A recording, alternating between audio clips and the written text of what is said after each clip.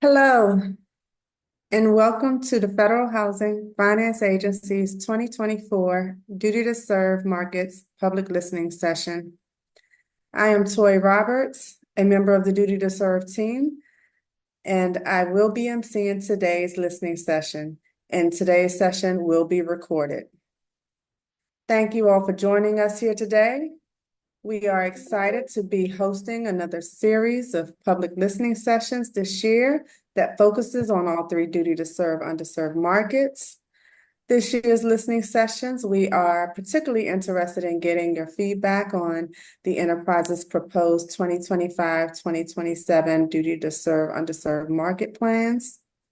We will be hosting 3 listening sessions. Well, we have. Today is our third one for each duty to serve underserved market. And for today's session, we will be focusing on the affordable housing preservation market.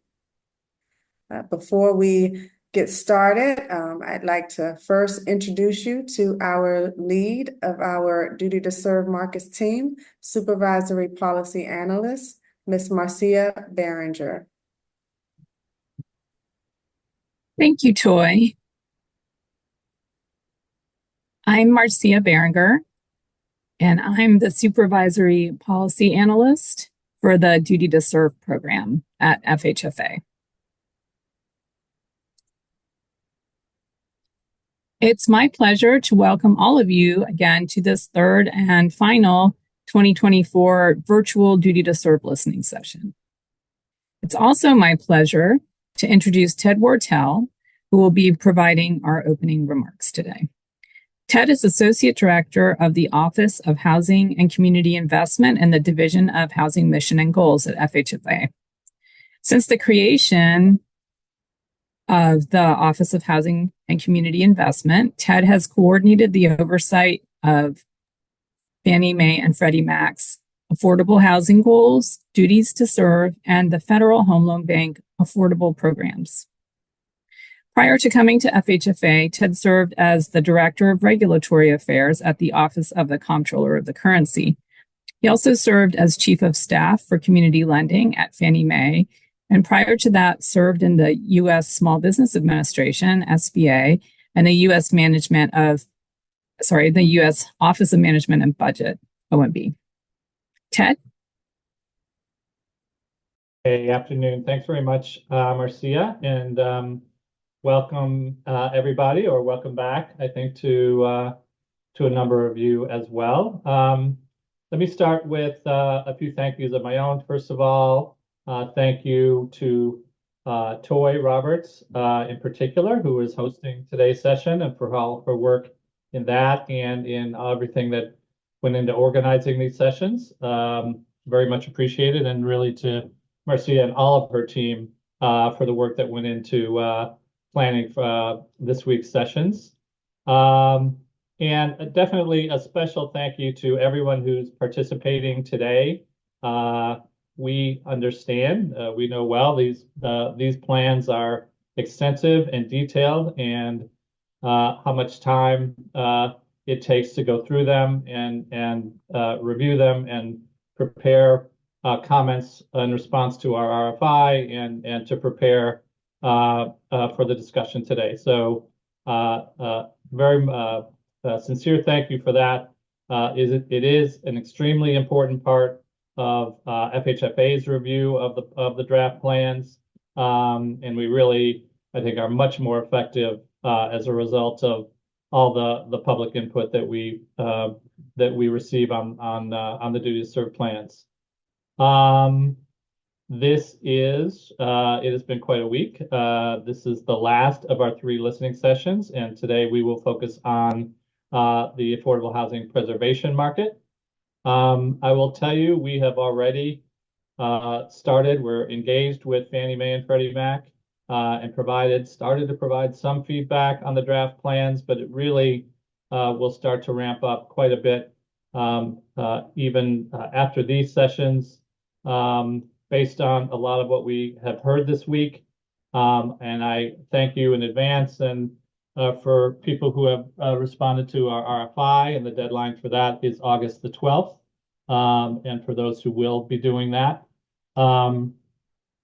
So all of that is, as I said, very, very important to how we interact with Fannie Mae and Freddie Mac the rest of the year as we work towards finalizing the plans for 2025 through 2027. So we are looking forward to hearing from you today about, I'm just going to read this part, about what current activities the enterprises should continue, potential changes they should make, and what new activities they should add to their plans. I believe we are going to start in just a minute, that both Fanny and Freddie are going to briefly summarize their approach and what they are proposing to do in their next plan. And so we will move to that. I will just say on behalf of our entire team, thank you again. Look forward to your comments on the RFI on August the 12th. And now I will turn things back over to Toy. All right, great. Thank you, Ted. Okay, before we move forward with today's agenda, I do have a few important housekeeping remarks. As you know, we have organized this webinar in order to obtain your input on the enterprise's proposed 2025 through 2027 duty to serve underserved market plans. The duty to serve listening sessions are open to the public for informational purposes only. The sessions are not intended for media purposes. During today's session, FHFA will not discuss the status or timing of any potential rulemaking. If FHFA does decide to engage in a rulemaking on any matters discussed at this meeting today, this meeting would not take the place of a public comment process. The rulemaking document would establish the public comments process, and you would need to submit your comments, if any, in accordance with the submission instructions in that document. FHFA may summarize the feedback gathered at today's session in a future rulemaking document if we determine that a summary would be useful to explain the basis of a rulemaking. Also, please keep in mind that nothing said in today's session should be construed as binding on or a final decision by the FHFA director or FHFA staff. Any questions we may have are focused on understanding your views and do not indicate a position of FHFA staff or the agency. We have a great lineup of speakers we'll be looking to hear from today. We are expecting to hear from 14 guest speakers, and midway through, we will have a short 10-minute break. Each speaker will have up to 7 minutes to speak, and we will try our best to stay on schedule and ask that everyone speaking help us do so as well. I will be chiming in to give each speaker a 1-minute warning as their time draws to a close. If someone does go over their time, unfortunately, I will have to interrupt in order to help keep us on schedule. However, if that does happen, speakers are welcome to submit written testimony, and their full testimony will be included in the public comments record. Each speaker will have the ability to mute and unmute their microphones throughout the session, but we ask that you keep your microphones muted until it is time for you to speak. We also ask that all speakers be prepared to turn on your video cameras during your speaking segment. Finally, as was mentioned earlier, today's listening session will be recorded. FHFA will also prepare a transcript of today's session, which will include the names of all speakers and the organizations they represent. We will post the recording and transcript on FHFA's website and YouTube channel, along with any materials being presented today. Now, as Ted mentioned, before we begin hearing from our guest stakeholder speakers, each enterprise will speak briefly about today's listening session on the affordable housing preservation market. First up, we will hear from Fannie Mae.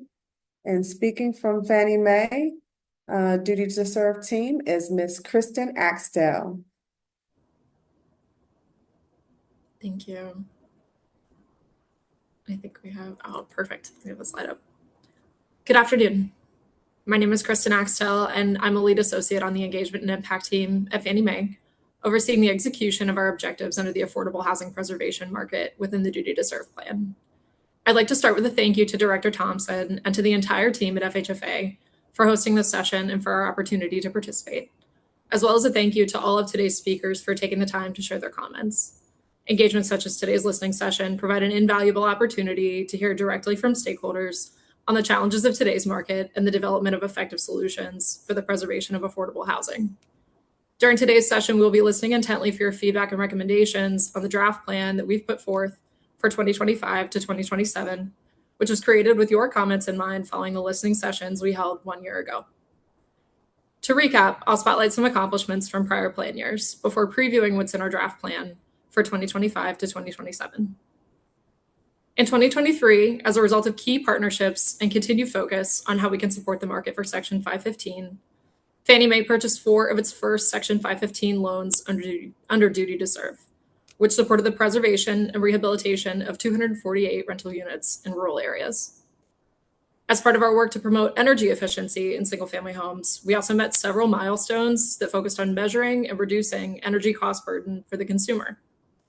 In 2023, Fannie Mae launched the Energy Savings Program Finder, a web-based search tool compiling energy efficiency incentives, including rebates, grants, and tax credits, where consumers can find programs for which they may be eligible. We also pursued a test and learn to connect very low-income homeowners with resources under the Weatherization Assistance Program, which provides improvements and upgrades designed to reduce energy costs. Finally, we continue our work to model energy consumption and estimate cost burden for homes within our single-family book of business. Switching gears to the draft plan, the 2025 to 2027 plan for affordable housing preservation contains a total of 14 objectives, including 5 across the single-family market and 9 in multifamily. It includes a mix of work that is represented in the current plan, as well as some new objectives that we are pursuing for the first time. I'll touch on a few now from each category. In terms of what's new, in support of the shared equity market, we will aim to simplify the lending process by conducting an analysis of our shared equity loan performance and appraisal requirements. This analysis would help inform any potential changes to our process to promote efficiency. To support the rehabilitation of our nation's aging housing supply, we commit to evaluating a potential solution for renovations on a smaller scale for repairs and improvements that promote the safety and longevity of single-family homes.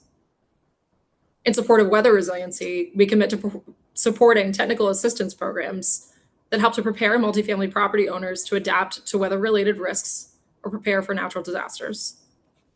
And finally, we incorporate new goals for the purchase of multifamily loans secured by properties with sponsor-initiated affordability restrictions to support the voluntary creation or preservation of units that are affordable to low-income renters.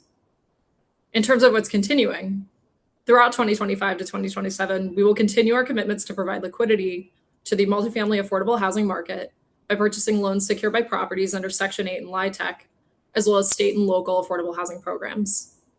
We will also continue to support technical assistance programs for Section 515 properties that provide critical guidance for property owners and potential buyers as they navigate the process of refinance or transfer. Building on our historical work to support standardization in the shared equity market, we will continue to facilitate the review and certification of shared equity programs through our shared equity program platform, which went live in December 2023.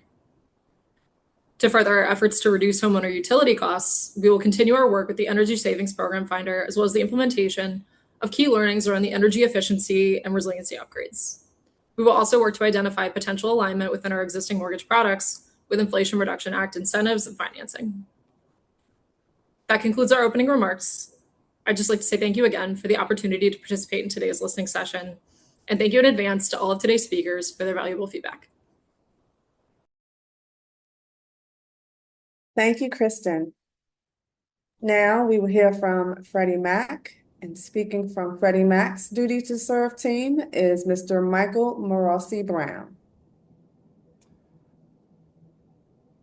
Well, thank you so much, Toy, and thank you to Director Thompson, the entire FHFA Duty to Serve team, for the opportunity to speak today about Freddie Mac's commitment to the affordable housing preservation market. And go to the next slide.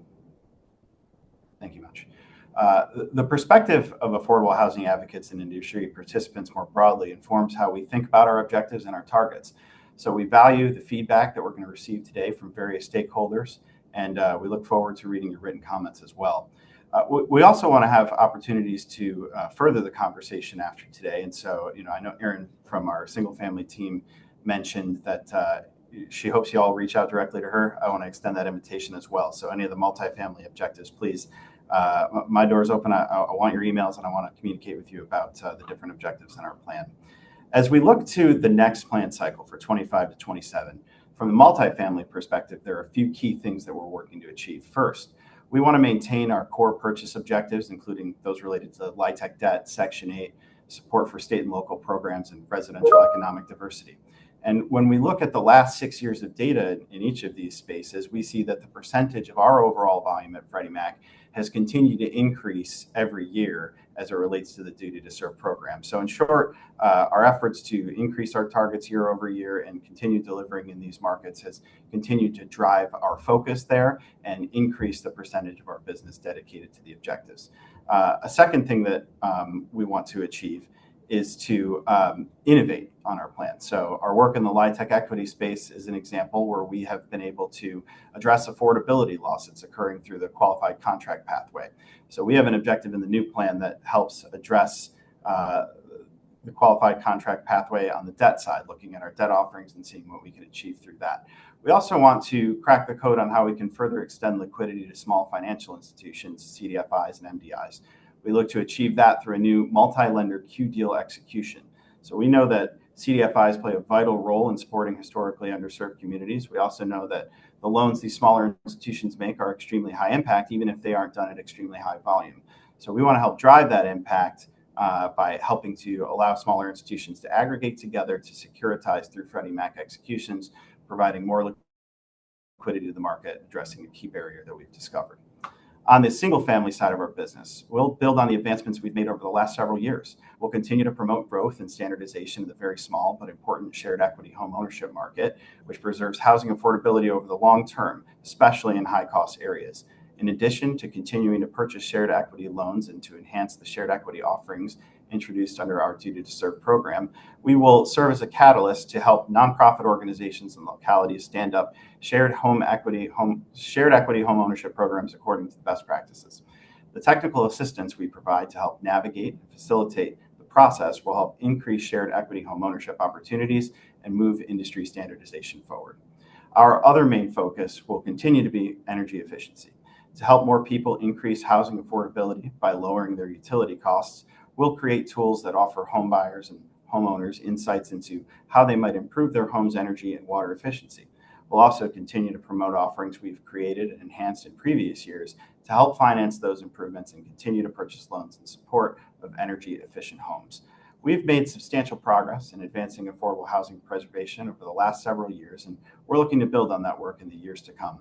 The Freddie Mac team thanks all of you for your contributions to the success of our Duty to Serve program to date. We welcome your comments on the 25 to 27 plan, both today and through the formal written comments, and we look forward to working with you to continue preserving and creating affordable housing opportunities in underserved communities throughout the nation. Thank you again for your time and also for your support. Thank you, Michael. All right, so without further ado, we will begin now to hear from our stakeholder guest speakers. And the first one that we have up is Mr. Robert Rosen from Rosen and Associates.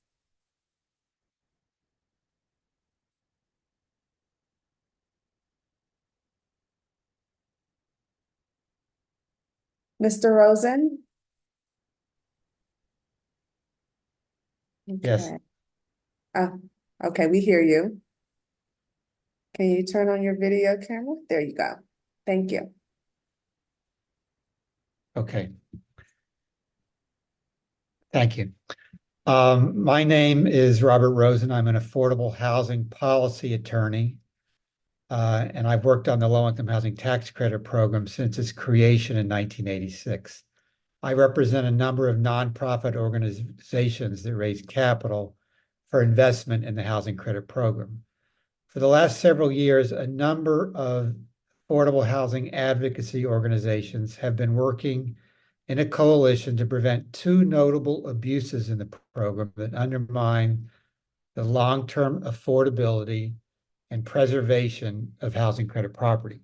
I'm referring to the qualified contract provision that enables owners to terminate income and rent affordability restrictions at the end of the 15-year compliance period, and the right of first refusal provision that permits nonprofits to acquire full ownership of housing credit property at a limited price at the end of the 15-year compliance period. Most of my comments will be about qualified contracts. As you know, this provision is a loophole that has caused the loss of approximately 10,000 units of affordable housing annually for the last several years. As a result of the efforts of our coalition and with the strong support of the National Council of State Housing Agencies, we have succeeded in changing policies at the overwhelming majority of state housing finance agencies to prevent owners from having the right to go through the qualified contract process. However, not all states have adopted this requirement, and fewer with regard to 4% bond deals. More importantly, owners of properties financed in the past, before a state changed its qualified contract policy, are able to terminate their affordability requirements. They're able to convert an already scarce resource, affordable housing, to market rate rents, even after receiving generous production subsidies from the federal government. This is an untenable situation that exacerbates an existing affordable housing crisis. We simply don't have enough affordable housing in this country, and it's our view that the federal government should not continue to favor properties that have used the qualified contract loophole with additional federal subsidies by permitting them to obtain mortgage debt supported by the GSEs. No one suggests that GSEs are bad actors engaging in policies that undermine the preservation of affordable housing financed through the Housing Credit Program. But the Housing Credit Program confronts significant preservation issues, and the GSEs can use their market position, especially on the debt side, to help preserve this housing. A year ago, 15 national affordable housing organizations wrote a letter to the FHFA urging you to implement policies on both the debt and equity side to constrain GSE activity. With regard to qualified contracts, we urge that GSEs be prohibited from acquiring multifamily loans on housing credit properties unless the owner has agreed to waive its qualified contract rights. We've also urged that that same rule apply to properties that have already gone through the qualified contract process. We applaud the action FHFA took last year to respond to another of our requests to prohibit GSEs from investing equity in any housing credit deal where the owner has a right to early termination of the affordability requirements through the qualified contract process. Now we ask that you take the next step to address GSE activity on the debt side, which would have a much greater market impact. We've also made requests to HUD and the Rural Housing Service to limit access to their affordable housing debt products for qualified contract eligible property. In its proposed plan, Freddie Mac says that in 2025, it will further examine what opportunities it might have for appropriately limiting use of the QC provision in the context of loans purchased by Freddie Mac. I applaud Freddie Mac for focusing on this issue.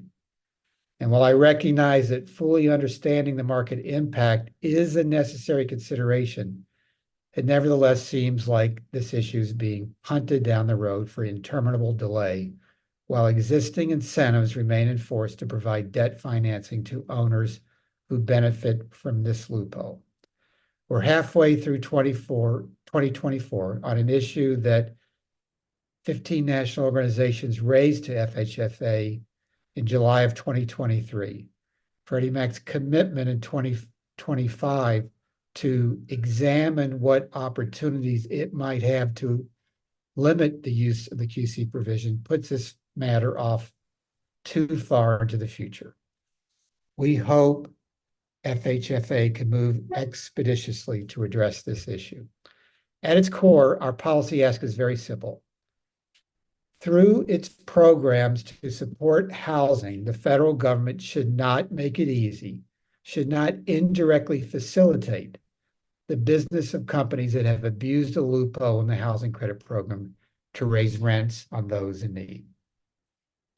And just touching briefly on the nonprofit right of first refusal. This is a program of abuse whereby some investors have refused to recognize the negotiated rights of nonprofits to acquire full ownership of their housing credit property after 15 years. They've held up investor exits in return for cash payments not contemplated in the partnership agreement, taking funds out of the property, out of the nonprofit, or causing higher debt and rents on the property. This is a clear abuse that the nonprofit affordable housing industry has attempted to remedy through litigation, legislation, regulatory guidance, and changes to future partnership agreements. While Freddie Mac mentioned this issue in the current duty to serve plan, it is not addressed in the 2025-2027 commitments. We believe both Freddie and Fanny should include language in all housing credit partnership agreements that prevents investor abuse of this language. And with that, my time is up. Thank you for letting me offer my comments. Thank you, Mr. Rosen. All right, so next up, we will hear from Ms. Arianne Parks from the Enterprise Community Partners. Thank you, Toy. Appreciate that. Appreciate the opportunity to participate in today's session on affordable housing preservation. As Toy mentioned, my name is Arianne Parks, and I'm the Senior Director of Policy at Enterprise Community Partners. Enterprise is a national nonprofit that supports community development organizations on the ground, aggregates and invests capital for impact, and advances housing policy at every level of government. Since 1982, Enterprise has invested $72 billion across all 50 states, DC, Puerto Rico, and the U.S. Virgin Islands. We also own and operate affordable rental homes serving nearly 24,000 people in the Mid-Atlantic. I'd also like to note a huge milestone that we just celebrated in April, the creation of 1 million homes. The low-income housing tax credit, which is the nation's largest and most successful tool for encouraging private investment in the production and preservation of affordable housing, is essential to that work. Enterprise is proud to be a member of the Underserved Markets Coalition, a group of 32 affordable housing organizations working to expand mortgage financing to groups traditionally underserved in the market. Today, I will be speaking on the affordable housing preservation, especially through the housing credit. While I'll be focusing on only a few issues in the interest of time, Enterprise will provide comments on additional aspects of proposals in our written response, including testimony that was provided by my colleague Jenny Rogers on Monday during the rural housing session. I want to start off by noting our appreciation of Fanny and Freddie's partnership in this crucial affordable housing program, and we are proud to count both as housing credit investors. We also thank FHFA for the opportunity to once again have this valuable discussion on affordable housing. We appreciate and acknowledge the alignment between Enterprise's mission and the vision that has been laid forth by Director Thompson for FHFA and the GSEs. In reviewing the plans, we have concerns that the baseline adjustments to key outcomes aren't appropriate given the continued and growing need to preserve affordable homes. Any adjustments should be calibrated to program-specific estimates of market size in each plan year and should also reflect the new opportunities that are emerging as a result of new funding streams and policies that have been rolled out. Since re-entering the market, Fannie and Freddie have both deployed capital to support high-impact affordable housing development across the country, including the development that preserve affordable housing. And we also recommend FHFA expressly include duty to serve credit for equity investments in preservation. As investors with an explicit public purpose, the GSEs should put the highest priority on the preservation of housing affordability for the longest possible time period. And addressing qualified contracts and right of first refusal should be explicitly incorporated in the GSE's duty to serve plans. With the significant loss of affordable units due to QCs each year that was noted by Bobby in his remarks, my organization strongly advocates for the closing of the QC loophole through federal legislation as well as through state level policies requiring QC waiver as a condition of receiving housing credit allocation.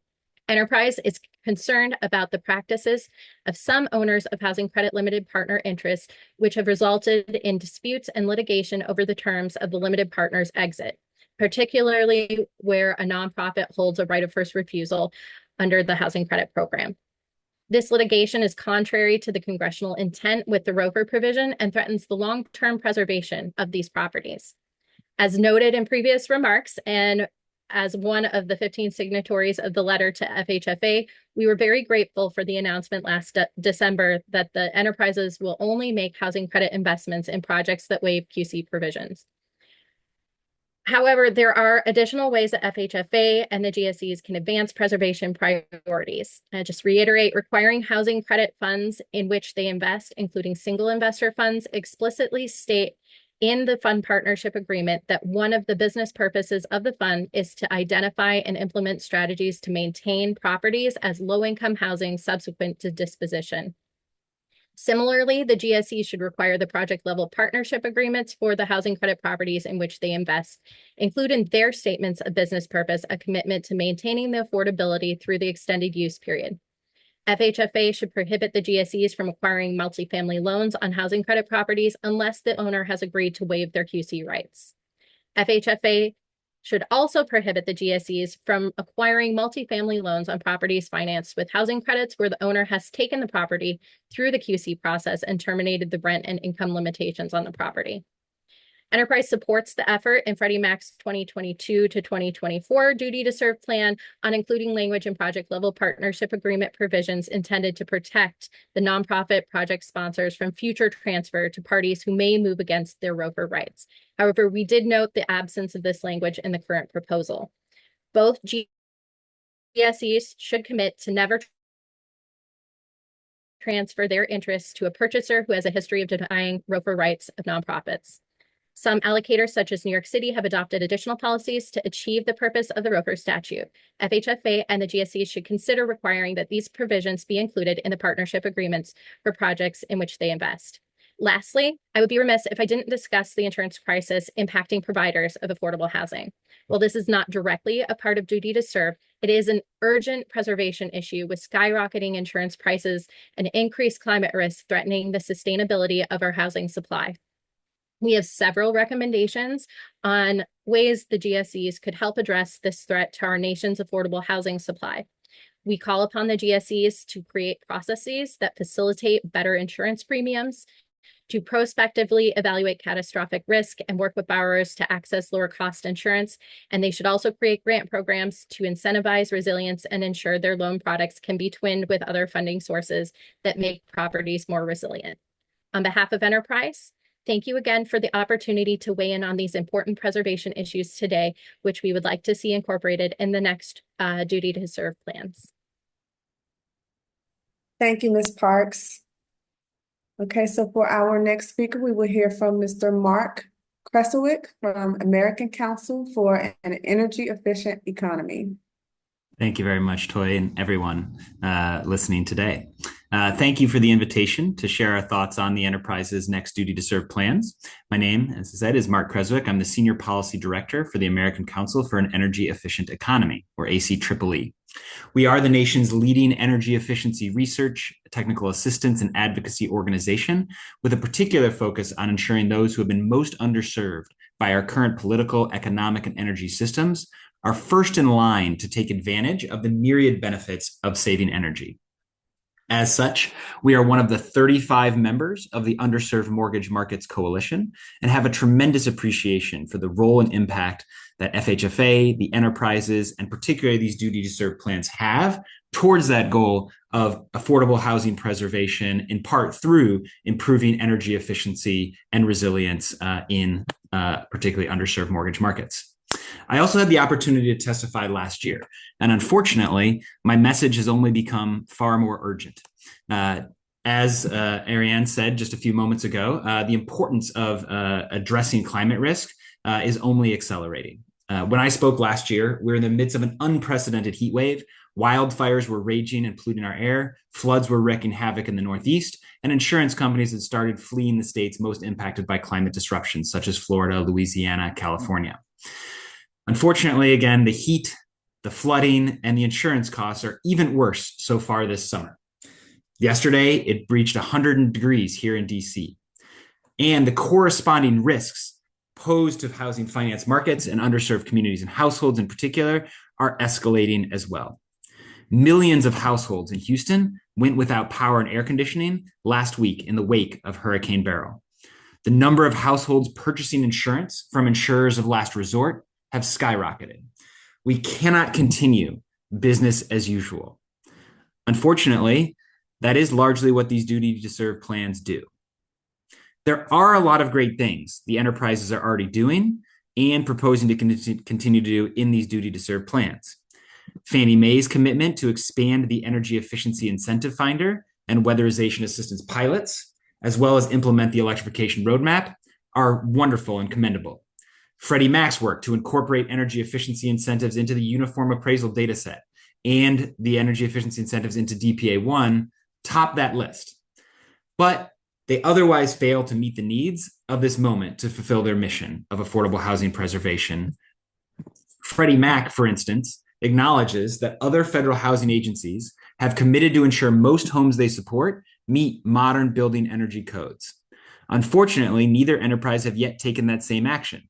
We appreciate the director's testimony to Senator Van Hollen that a recommendation would probably be forthcoming by the end of the second quarter. Unfortunately, that time has passed, and we have not yet seen that recommendation and movement from the enterprises. And as a result, homes supported by the enterprises are being built every day that are not prepared for the future we have wrought, with insufficient insulation, air sealing, and structural integrity in the face of these extreme weather events. As a result, households will face higher energy, insurance, retrofit, and rebuilding costs. Houses built to modern building codes could keep people safe and comfortable for significantly longer time if faced with a situation like that in Houston last week. The challenges to financing energy efficiency retrofits that are framed by the enterprises in these duty to serve plans aptly demonstrates why it is so important to build homes right in the first place. It is past time for FHFA and the enterprises to take action to lower home energy costs and increase resilience by requiring modern building codes. We also appreciate that higher interest rates have reduced interest, pun intended, in using the enterprise's energy efficiency financing products and corresponding loan purchase targets for energy efficiency loans. However, the duty to serve plans completely miss their mark when it comes to the blueprint recommendations from the Underserved Mortgage Markets Coalition to coordinate with the Greenhouse Gas Reduction Fund financial intermediaries. Those entities will have significant capital to offer lower financing rates for energy efficiency and electrification retrofits for underserved households and communities. They will also face many of the same challenges that the enterprises have encountered to date, such as the lack of easy access to energy data from utilities. This is an unprecedented opportunity to drive transformation across the market. While those entities, those financial intermediaries, will have sufficient capital for the foreseeable future, coordination with the enterprises could both help overcome those barriers that the enterprises have tremendous experience with and set the country up for a sustainable market for these financing opportunities in the future. The duty to serve plan should specifically detail how the enterprise will work with those entities, those financial intermediaries supporting the Greenhouse Gas Reduction Fund to scale energy efficiency and electrification finance for underserved households and increase affordable housing preservation. Right now, there isn't a mention specifically of those entities or how that can be done. FHFA and the enterprises have acknowledged the massive risk that climate change poses to the stability of housing finance, particularly when it comes to affordable housing preservation. Too many households are faced with these escalating energy burdens, insurance prices, retrofit costs in the face of extreme heat and weather. Previously affordable housing is becoming unaffordable or being destroyed. People are dying. This is not a time for delay or half measures. You must take action, directing the enterprises to acquire that new homes are built to modern building codes, and to coordinate with the financial intermediaries implementing the Greenhouse Gas Reduction Fund to help overcome the many barriers to scaling energy efficiency and electrification financing for low-income households. Thank you very much.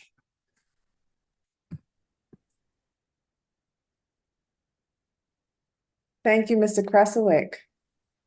Okay, so now we will hear from Ms. Arianne Burns-Main from the Community Preservation Corporation. Excellent. Thank you. Good afternoon, and thank you to the FHFA for this opportunity to comment on the duty to serve underserved market plans. My name is Arianne Burns-Main. I'm the Senior Vice President of External Affairs and Policy for the Community Preservation Corporation, a 50-year-old nonprofit CDFI, and the largest CDFI in the nation, dedicated to investing in multifamily housing, having leveraged over $15 billion to create and preserve more than 225,000 units of affordable and workforce housing. CPC co-owns and operates CPC Mortgage Company, LLC, a subsidiary and first-of-its-kind partnership of impact-driven nonprofit mortgage lenders and investors, along with our partners at National Equity Fund and Sinair. CPC Mortgage Company is driving social impact as the only nonprofit multifamily mortgage lender with multiple licenses at Freddie Mac, Fannie Mae, and the U.S. Department of Housing and Urban Development, and the FHA. CPC provided comments at last year's Duty to Serve public listening session, and we're honored to provide them again this year. The plans outline vital steps to preserving and expanding the affordable housing market at a time of unprecedented need. CPC supports the enterprise's commitment to addressing the most pressing obstacles to liquidity in this market through their technical assistance and loan purchase programs. And we urge the enterprises to go further in addressing climate resiliency and rising insurance premiums across the industry. Low and middle income communities are often the first and most directly impacted by climate change. Making the affordable housing stock climate resilient is therefore crucial to mitigating these impacts. Multifamily housing plays an especially important role in climate resiliency, with at least 57% of households living in multifamily buildings defined as LIDAC, low-income and disadvantaged communities. With the passage of the Inflation Reduction Act, the enterprises should act on the significant opportunity to spur deep decarbonization of both multifamily and single-family housing. While the enterprise's support of efficiency improvements in affordable housing is commendable, they should lead the markets in pushing for more aggressive targets in efficiency with an eye towards net zero buildings. To do so, we'd recommend prioritizing loan purchases of properties that meet the Department of Energy's national definition of a zero emissions building, which requires buildings to be energy efficient, free of on-site emissions from energy use, and powered solely from clean energy. We recognize that this is a standard difficult for many existing buildings to meet. At a minimum, the enterprises should require 20% reduction in energy and or water consumption. Of at least 15% should come from projected energy savings. As the housing industry adapts to decarbonization, the goal should be to increase the overall target to 35%, with a minimum of 20% coming from projected energy savings. In addition to mitigating the worst impacts of climate change, increasing energy efficiency and decarbonizing multifamily housing will yield lower utility costs for residents, a major factor in housing affordability for low-income households in multifamily dwellings. Alongside this focus on building efficiency, Fannie Mae's plan calls out the need to support disaster preparedness and resiliency through TA programs, but it fails to address concerns that insurance and disaster assistance may not be enough to protect lenders, borrowers, and residents from strong and more frequent climate events. Growing climate risks are leading the increases to insurance premiums, and that's only on top of already rapidly climbing premiums for affordable multifamily. According to a study of the Bipartisan Center, between 2020 and 2023, multifamily insurance rates increased by an average of 12.5% annually. Stewards of Affordable Housing for the Future, a coalition of 12 of the nation's leading affordable housing providers, saw their members' insurance premiums increase from 10 to 40% year over year during that same period. While there's a multitude of drivers contributing to the rising cost of insurance, key factors include the limited markets curtailed by insurance providers withdrawing from markets they deem too risky, insurance increases in large payout events, and the vulnerability of specific renter populations. Across the enterprises, a strategy is needed for managing the escalating costs of insurance for multifamily affordable housing due to both climate risk and the factors that are contributing to rapidly rising rates. Addressing the capital gap for resiliency investments is an important part of this strategy, and it would help reduce insurance costs and mitigate climate impacts. Moving on to the loan purchase programs, the enterprises provide vital liquidity to state, local, and housing programs like Section 8, LIHTC, and RAD. We applaud Fanny and Freddie's commitments to preserving low to moderate income housing produced under these programs. These programs have a proven track record of lifting houses out of poverty, and we strongly support their commitment to prioritizing these partnerships with lenders and housing practitioners in the markets. We also applaud the enterprise's commitment to supporting the unique liquidity needs of CDFIs and small lenders. Providing liquidity to these institutions is crucial to meeting the financial needs of sectors with limited access to capital. We support Freddie Mac's plan to enhance its securitization platform and QDeal program structure to remove program barriers to CDFIs and other institutions with relatively low aggregated debt. We would also welcome the opportunity to work with the FHFA and the enterprises to find additional ways to serve CDFIs, small lenders, and small buildings. CPC is committed to collaborating with the enterprises to address the needs of affordable housing preservation market. We believe that with more aggressive resiliency targets and a comprehensive approach to rising insurance premiums, we can drive significant progress in making multifamily housing more sustainable and more affordable. We appreciate the opportunity to testify at this listening session and look forward to continuing our partnership to ensure that the affordable housing market is robust and resilient for the future. Thank you, and I'm happy to answer any questions. Thank you, Ms. Burns-Main. Okay, so our next speaker is Mr. Dan Emanuel from the National Low Income Housing Coalition. Hello, and thank you. Like you said, my name is Dan Emanuel, and I'm a research manager at the National Low Income Housing Coalition. I'd like to start by thanking FHFA for inviting NLHC to speak. And for those of you who don't know us, NLHC is a national advocacy and research organization based in Washington, D.C., and we focus on federal housing policy for the lowest income renters. One of our long-term research projects is the National Housing Preservation Database, which we co-manage with the Public and Affordable Housing Research Corporation. In recent years, our research with the NHPD has focused heavily on LIHTC preservation challenges, both in terms of direct threats to the stock and data issues that undermine effective preservation planning and research. I'm going to keep my comments brief, though, and focus specifically on the qualified contract issue in the LIHTC program. Recently, we conducted an updated historical analysis of HUD's LIHTC property database to estimate the total loss of units to qualified contracts. And we found that as many as 155,000 units have been lost to the QC loophole since 1990. And other estimates from other organizations suggest that we may be losing about 10,000 units a year to the loophole. And all of this is even more concerning when we consider that over half of tax credit tenants have extremely low incomes and are already at acute risk for housing instability. So obviously the QC loophole issue is an acute concern for LIHTC preservation and most importantly for the housing stability of the lowest income tax credit tenants. And FHFA clearly recognized this last year when they took the crucial step of requiring the GSEs to implement policies to only invest in LIHTC projects where the owners waive the right to a qualified contract. However, we believe there's still more that can be done to mitigate the QC issue and focus resources on LIHTC owners who are committed to preserving affordability of their properties. Accordingly, NLHC strongly urges FHFA to take the following further actions regarding the QC loophole. 1, prohibit the GSEs from requiring multifamily loans on LIHTC properties unless the owner has agreed to waive their QC rights.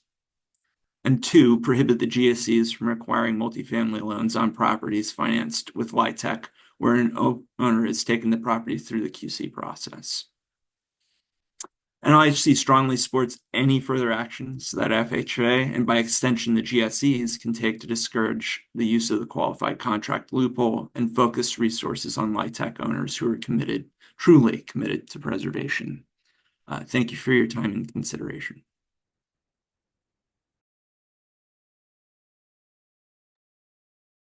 Thank you, Mr. Emanuel. Okay, and so our next speaker is Ms. Sharon Cornelis from the Consumer Federation of America. Thank you so much, and thank you for this opportunity to comment on the proposed duty to serve plans. My name is Sharon Cornelis, and I'm the Director of Housing at the Consumer Federation of America. CFA is a national pro-consumer research and advocacy organization, and we represent over 200 local pro-consumer groups nationwide. CFA is also a member of the Underserved Mortgage Markets Coalition. My comments focus on what I see as key risks and opportunities in the single-family market, and how the proposed duty to serve plans could become even more ambitious, impactful, and responsive to market conditions. As we all know and have seen from the other remarks, today we are facing a shortage of affordable homes across the nation. Newly built homes today rarely fall within the price range of low to moderate income homebuyers, and the affordable housing stock that does exist is quickly aging. Climate change is also introducing new challenges to sustainable homeownership, such as through steeply risen homeowners insurance premiums that we've seen over the last few years, but also rising costs of utilities. All this makes investing in resiliency and energy efficiency all the more important. It's important to realize that climate disasters do not only pose risks to individual homes and individual homeowners, but also to the mortgages and to the secondary markets that underwrite them. As a result, the duty to serve investments that Fannie Mae and Freddie Mac make ultimately also support their broader business model. I'd like to make three main comments today.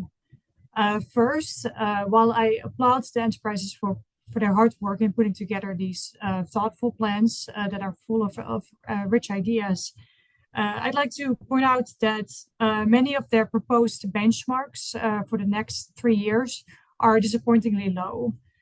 For example, Freddie Mac averaged around 7,100 units in RED loan purchases over the last 3 years, but citing economic headwinds, they only set a goal of reaching 5,800 units in 2027.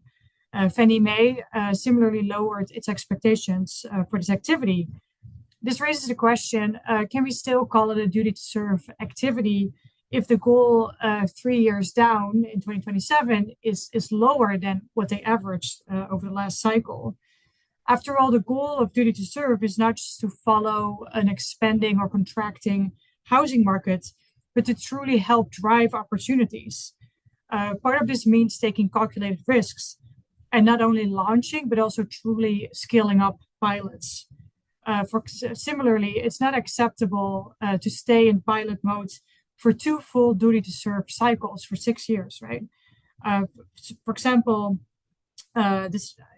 Freddie Mac set a goal of hitting 165 shared equity loans in 2027, even though they reached an average of 138 loans over the last 3 years, right? So this is a very marginal improvement, especially considering their overall portfolio of loans that they serve. We can expect more ambitious goalposts there. So I encourage both enterprises to be more ambitious and to truly take their place as leaders in the mortgage industry and to drive change, rather than to set exceedingly low benchmarks in a sort of dried up marketplace.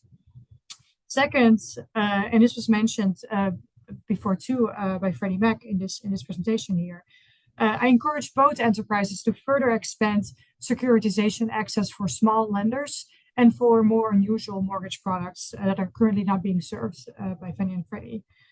I wish to point out that all the innovative products that Fannie Mae and Freddie Mac offer today are only available to large lenders that already have access to the Fannie or Freddie securitization platform. Duty to serve obligations, as a result, can currently only be fulfilled through these existing relationships. So to truly expand duty to serve impact and activity, Fannie and Freddie need to expand secondary market access to include these small lender institutions, including MDIs and CDFIs. As I said, only Freddie Mac currently includes allusion to this idea in the proposed plans, when they write about developing new securitization products for lenders serving multifamily and rural housing. But I think it's really key that both Fannie and Freddie further expand securitization access, which will help them truly fulfill and expand their duty to serve impact. Third, and finally, I wish to emphasize the importance of targeted equity investments. FHFA can help here by clearly authorizing and encouraging these types of investments under duty to serve. These investments can be a very helpful tool to really reach broader duty to serve goals, in addition to sort of the activities that are already listed in the plans today. An example of an equity investment is a credit enhancement tool that would help the enterprises lower risk and securitize affordable mortgage products that are originated by MDIs or CFIs, for example. Such an investment tool would allow them to securitize products that have a broader credit box than is currently permissible under sort of Fannie and Freddie's standards. For example, because they have the kind of the credit enhancement tool to offset that risk, or to help securitize unusual products such as small dollar mortgages, for example. I think that really deploying these types of targeted equity investments alongside the products that they already offer, as well as really expanding securitization access for smaller lenders, will truly help them better serve the affordable markets that they're seeking to serve and duty to serve. So these are my remarks. Thank you very much.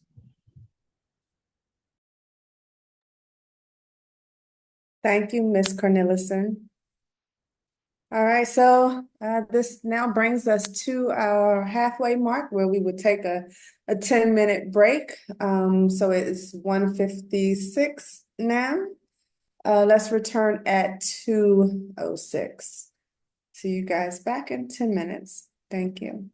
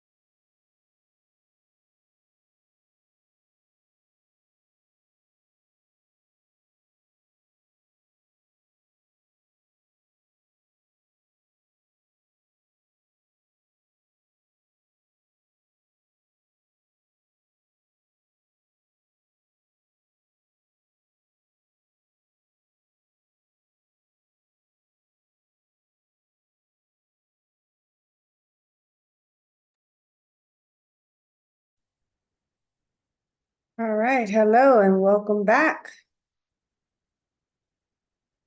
That concludes our 10-minute break.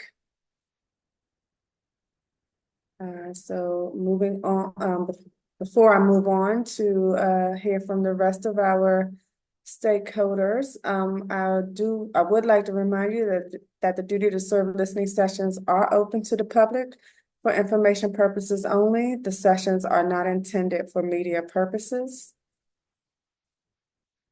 Okay.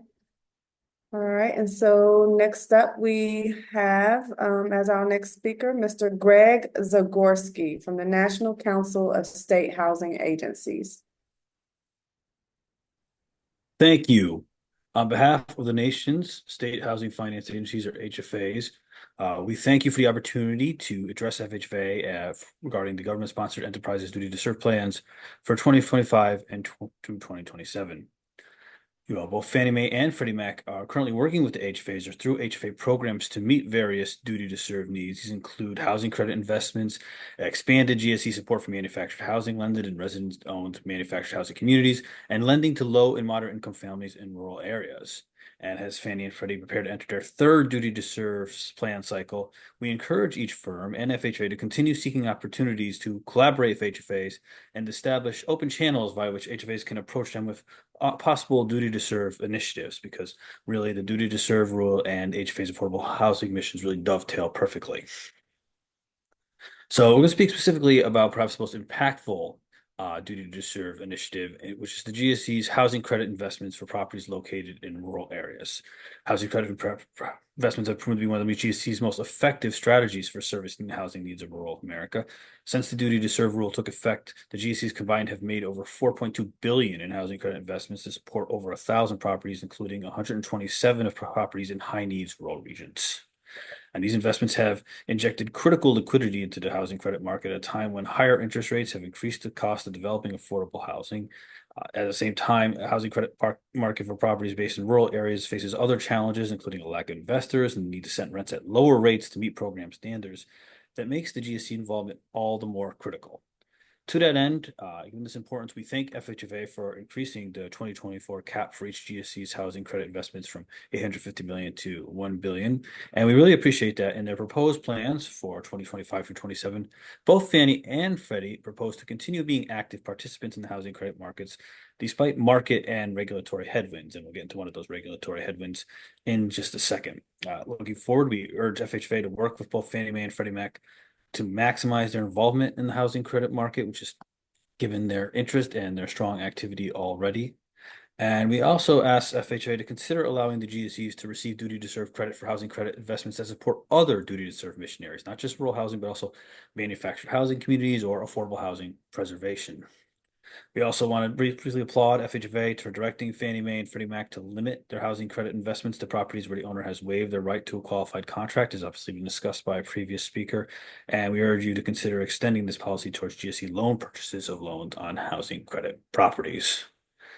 All right, moving on then, there's one regulatory issue which we think is really kind of holding back Fannie Mae and Freddie Mac's investment activities, and that pertains to whether Fannie Mae and Freddie Mac qualify as tax-exempt controlled entities, which seems kind of esoteric, but it's had a real impact because concerns that both of these entities might qualify for that status has limited their ability to participate in multi-investor pools, which are the most common means of investing in housing credits, even those in rural areas, because other investors, private investors, wouldn't want to participate in those pools because if there is a tax-exempt controlled entity in it, they don't benefit from the same kind of tax extent. It limits the other tax benefits that they can take. And since that concern has arisen, it has limited Fannie Mae and Freddie Mac's abilities to participate in those pools and did cause them to cut back their housing credit investment targets for 23 and 24. Now, we understand Fannie Mae has worked around kind of a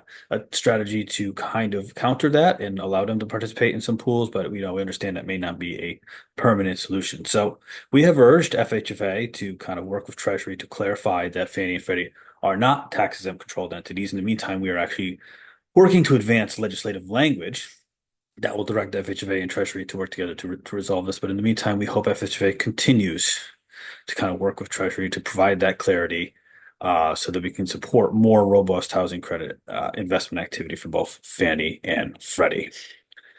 There's another critical step, though, that the GSEs can take to support affordable housing in rural areas, and that's to provide funding and equity investments for USDA Section 514 and Section 515 affordable housing properties. Many of the properties under these programs have had their mortgages mature in recent years, which means that they're no longer subject to the rental restrictions, the affordable housing requirements, and also can't receive rental assistance. And at the same time, both of these programs have seen their funding decrease significantly. So their ability to kind of produce new housing has decreased. So really, you're seeing a significant decrease in affordable rental options for rural rentals. So that's renters. That's a serious concern. So we urge FHFA, Fannie Mae, and Freddie Mac to consider special products or financing to help these properties remain affordable. And we particularly want you to focus on those properties that are going through USDA's new decoupling initiative, which allows USDA properties whose mortgages have matured to remain eligible through rental assistance for the Rural Housing Service Program. This has been done on a pilot basis, and there's an effort to kind of make this more permanent. But GSE support for these properties could really make this program a big success and to keep these affordable rental housing options available in our rural communities. Tag one other area, I know this is the Housing Preservation Fund, but this is the time we're speaking, is rural home ownership, which is also a component of duty to serve plans. The state HFAs have a strong track record of responsibly and sustainably funding affordable home ownership lending to low and moderate income borrowers in underserved communities, including rural regions. To further support affordable home ownership in rural areas, we urge FHA and the GSEs to maintain the competitive advantage of their HFA specific products. It's Fannie Mae HFA Preferred and Freddie Mac HFA Advantage. Those kind of preferred pricing and other preferred terms really do help make homeownership a reality for low and moderate income, and these days even middle income households in those areas. And we recommend that the GSEs work with HFAs to develop other new products and initiatives to expand credit to rural borrowers. Thank you very much for the opportunity. Thank you, Mr. Zagorski. Now we will hear from Althea Arnold from the Stewards of Affordable Housing for the Future. Thank you, Toy, and hello, everyone. My name is Althea Arnold, and I'm the Senior Vice President for Policy at Stewards of Affordable Housing for the Future.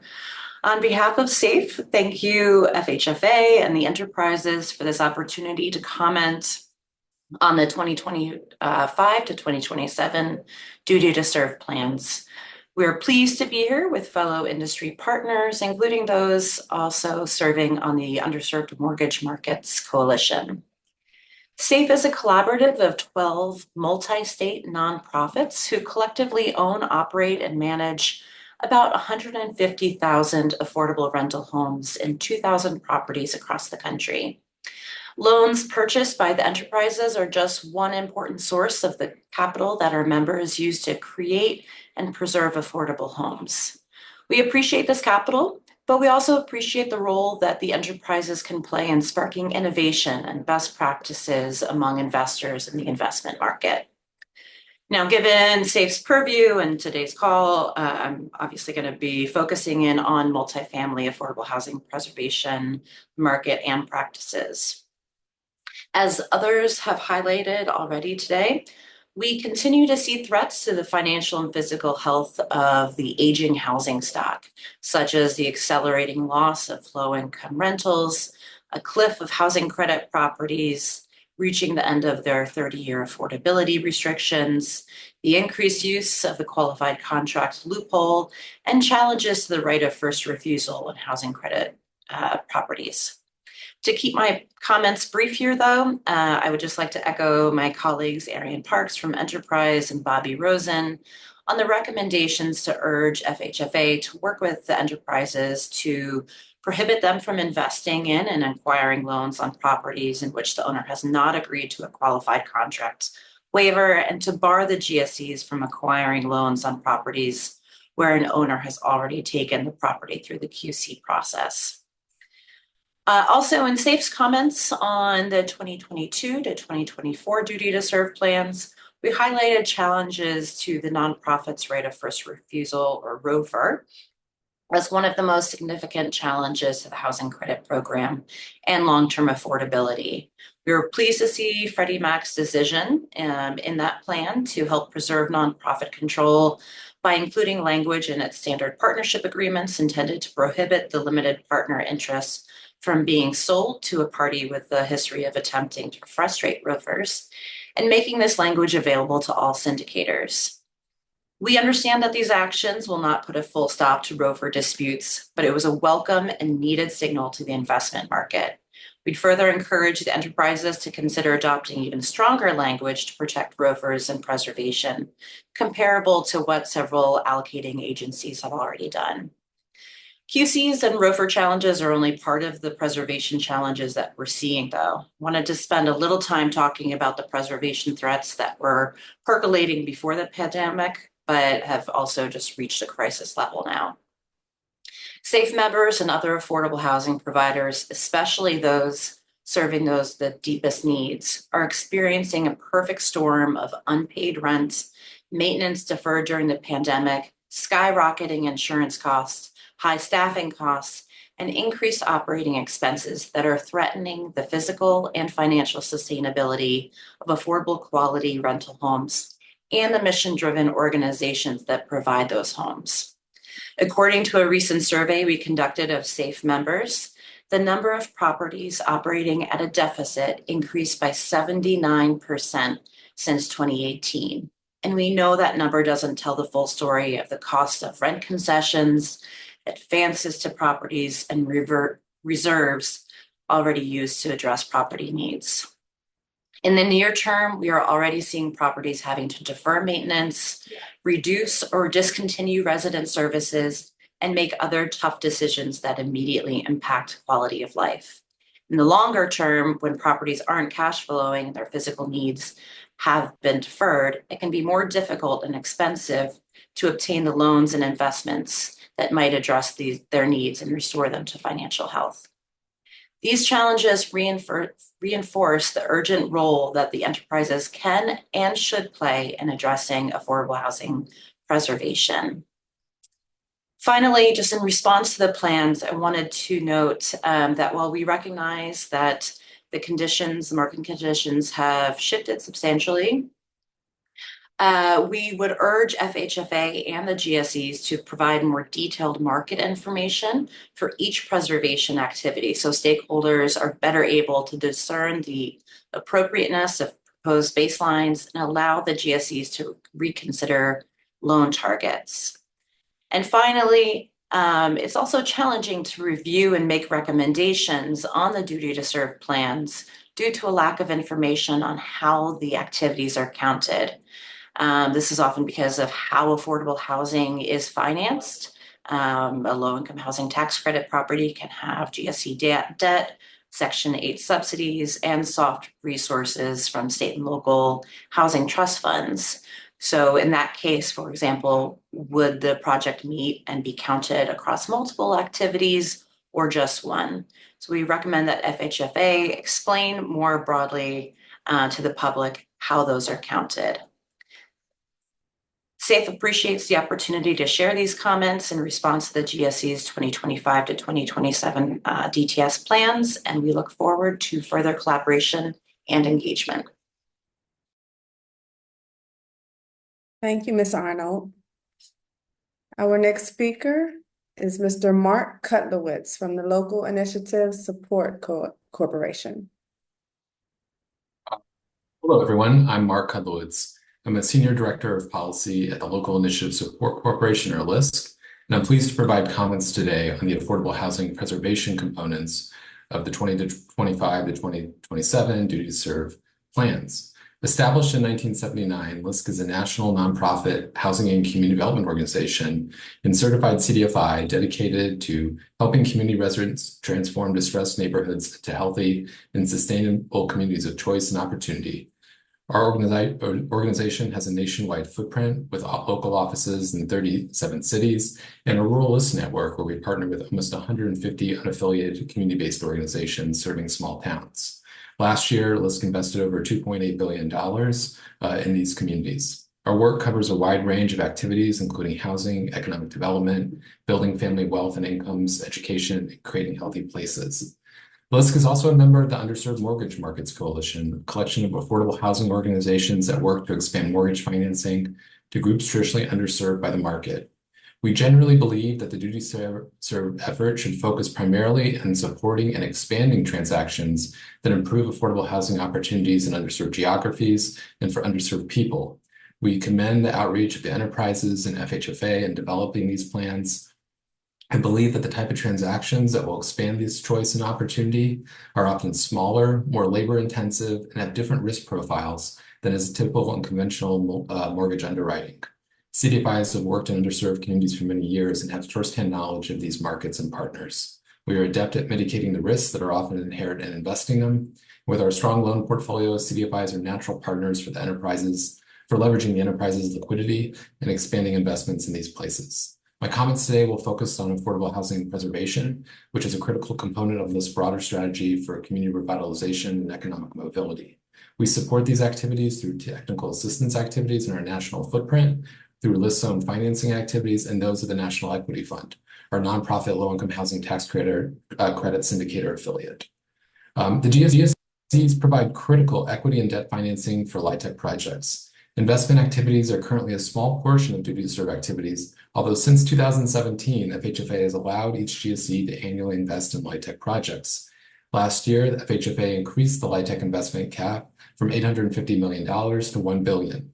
Any investments above $500 million in a given year are required to be in areas that have been identified as markets that have difficulty attracting investors, such as rural communities. These investments are designed to preserve affordable housing, support mixed income housing, and meet other objectives. We thank the FHFA for raising the caps last year and recommend that they are continued to be raised by at least an inflationary factor on an annual basis, and that a portion of this extra investment authority be dedicated to underserved LIHTC markets.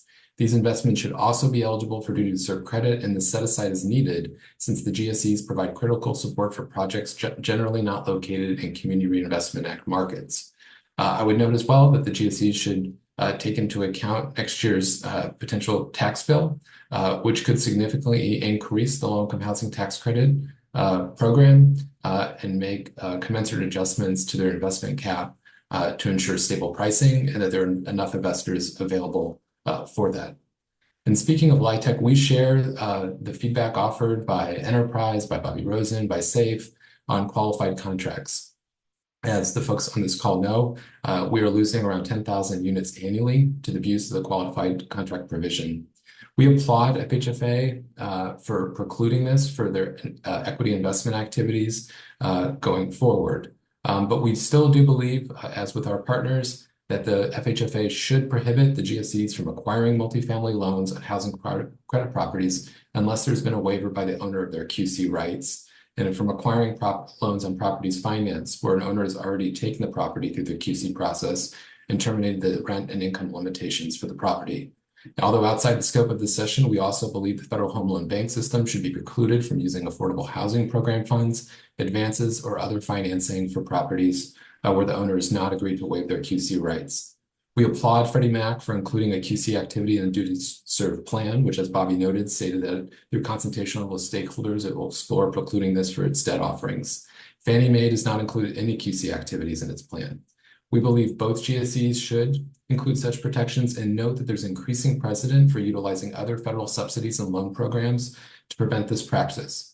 For instance, the U.S. Department of Treasury included such requirements for states and localities using state and local fiscal recovery funds for affordable rental housing, and the U.S. Department of Agriculture is also working to include it for their Section 538 Guaranteed Rural Rental Housing Loan Program. We recommend that FHFA require QC waivers as a condition of accessing GSE multifamily debt so that publicly backed multifamily mortgages are not being utilized in conjunction with these transactions.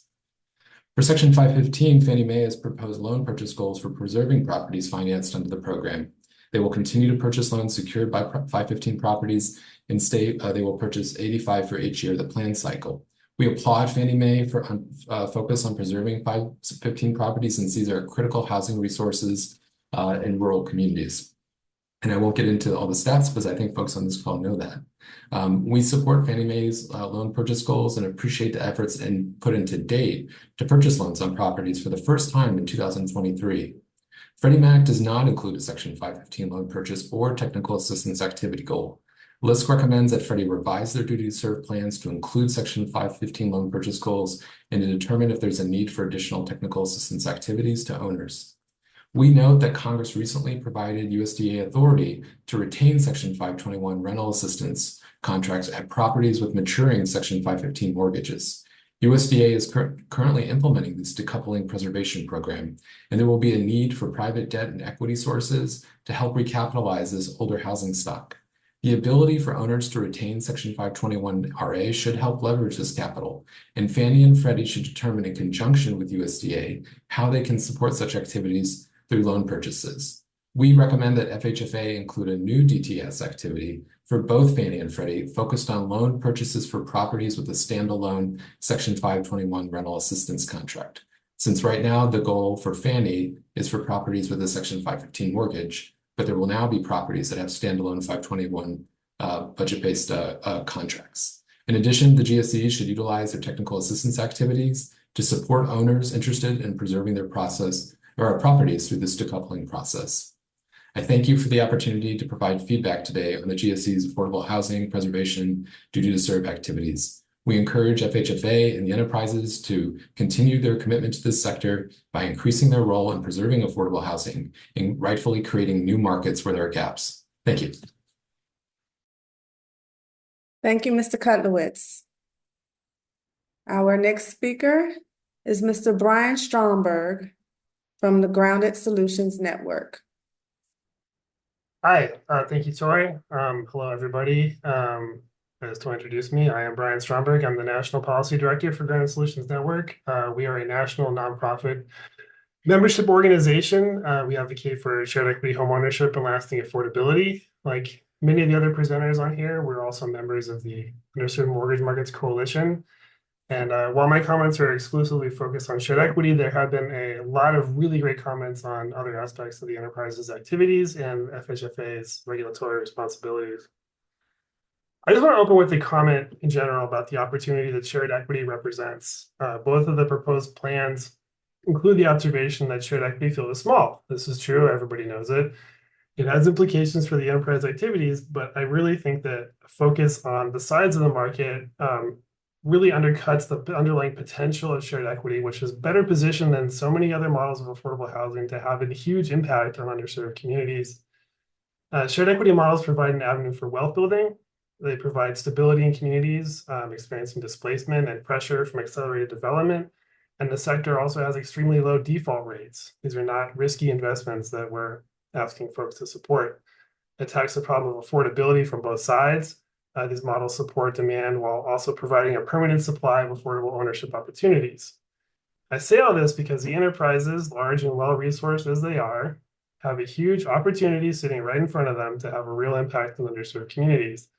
I recognize that there are statutes requiring their participation in the shared equity market, but I would urge them to look beyond the statutory and regulatory requirements and see the potential that shared equity has to build strong, stable communities and provide opportunity to households who in both today's market and historically have been cut out of homeownership.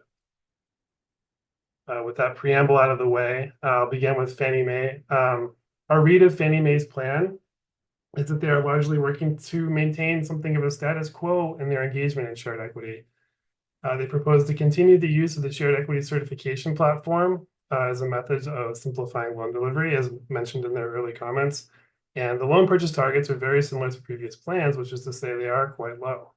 We understand the current environment impacts loan delivery, but the proposed targets in earlier plans, which are very comparable to the ones in the current one, were not developed under such constraints. We also recognize the benefit to the field of program standardization and appreciate that Fannie Mae has been a leader in this with the certification program. However, while we recognize that certification is good, we believe that loan origination is even better. And we see very little in Fannie Mae's plan that would bring more lenders to the table. Continuing the theme of standardization is good. in kind of an interesting twist. We are concerned that Fannie Mae is proposing to unilaterally review and modify the model ground lease and model declaration. At least that's how it reads in the proposed plan. The latter document was actually developed in collaboration with Granite Solutions and Freddie Mac. We can't really support this. We feel like it would further fracture the shared equity lending space and goes directly against our proposal presented last summer that FHFA bring the two enterprises together to align their policies and products, hopefully creating a single pipeline for shared equity loans, which we see as the best way forward to increasing liquidity. To put this into a more corporate regulatory language, Fannie's duty to serve the affordable homeownership preservation market, we feel requires enacting and scaling standardization of loan products and their supporting documents. The proposal, as it is right now, would undercut Fannie's ability to meet their obligations. Moving to Freddie Mac, I will say that we were glad to see a much more robust and active agenda for supporting and growing the shared equity market. This agenda recognizes the potential in shared equity, following from my comments earlier. While we are unsurprisingly and perennially disappointed in the loan purchase targets of both enterprises, we see Freddie Mac's proposal to provide technical assistance to establish CLTs and grow the amount of shared equity mortgages as, perhaps hyperbolically stated, a potential game-changing initiative. The proposal to collaborate with community land trusts and localities is the type of direct engagement that can really move the needle on growing the sector. Their proposed engagement across all dimensions of the field, practitioners, localities, and lenders has the potential to greatly expand access to both financing and the expertise needed to stand up and support CLTs, which is a daunting effort even in the best of conditions. One element of our comments from last summer that was not addressed by either enterprise is the support for research on shared equity. Understanding the shared equity field is vital to identifying effective and efficient policies and programs to increase liquidity in the market. It is also necessary when developing and evaluating appropriate goals for duty to serve. In order to deepen our collective understanding of the field, we encourage both enterprises and FHFA to consider supporting the collection and analysis of data on shared equity housing programs.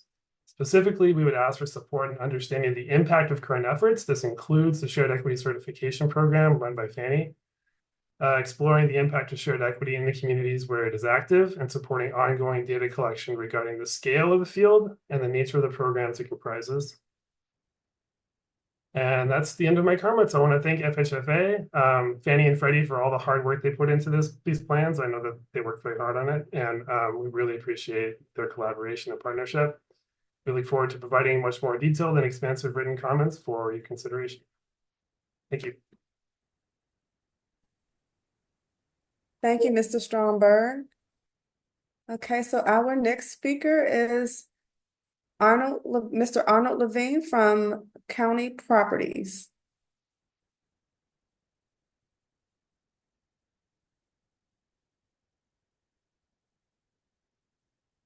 Mr. Arnold Levine. Okay, here I am. Okay, we hear you. All right. So my name's Arnold Levine from countyproperties.us, and thank you for giving us a few minutes. I am a stockholder for Fannie Mae and Freddie Mac, and I'm also a real estate broker for 40 years, and I have ran a campaign for mayor in San Diego for the city of El Cajon in 2022 based on homeless issues and housing problems. With the experience that I have, basically it's the front lines of knowing what's needed. And the bottom line is there's obviously a housing shortage of inventory, and that is creating many multiple problems. So just to give you an idea, the solution for homeless people, it's an average for every dollar we put in, we'll save $3. There was 351 people that were homeless related problems had died in 2022, the year I was running for mayor. And each year that will continue to get worse, not better, unless we get a very targeted solution. And what the government is doing at this point is trying to catch up for a problem that should have been done for local city planning. For example, when it's the best time to plant a shade tree, and that's 20 years ago.